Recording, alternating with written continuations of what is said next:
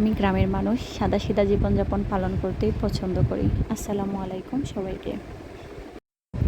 আজকে হাঁটছিলাম আর দেখলাম যে আমাদের বেগুন গাছে অনেকগুলো বেগুন ধরেছে, আর এই বেগুনগুলা খেতে খুবই সুস্বাদু। এই 12 মাসি বেগুনগুলা সবসময় পাওয়া যায়, মোটামুটি আমাদের গাছে ভালোই ধরে। আমাদের অনেকগুলো বেগুন গাছ, বিভিন্ন কালার বা বিভিন্ন ধরনের বেগুন আছে। তো আজকে এক ধরনের বেগুনই পারবো। এই বেগুনগুলার কালার ছিল একদম বেগুনি কালারই।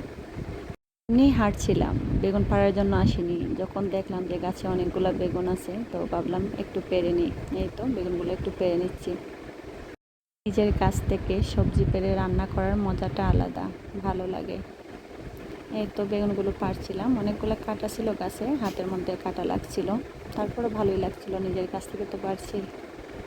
এই বেগুনগুলা ভাজি খেতেও ভালো লাগে, আবার তরকারি খেতে ভালো লাগে। বিশেষ করে ভর্তা হলে তো আর কথাই নেই। যখন ভর্তাটা বানানোর জন্য পোড়ানো হয়, একদম সুন্দর গলে যায় বেগুনগুলা। এই তো একে একে সবগুলো বেগুন পেরে নিচ্ছিলাম।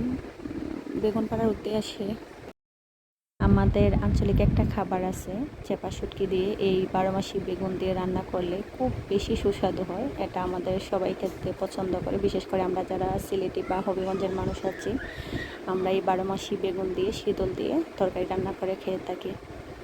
বেগুনগুলো নেওয়ার জন্য কিছু আনি, তাই ঘরে চলে আসলাম একটা জালি নেওয়ার জন্য।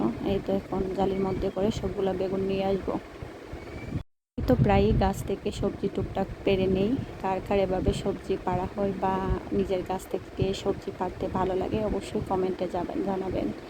আমার তো অনেক বেশি ভালো লাগে। এই তো আমার বেগুন পাড়া শেষ হয়ে গেছে।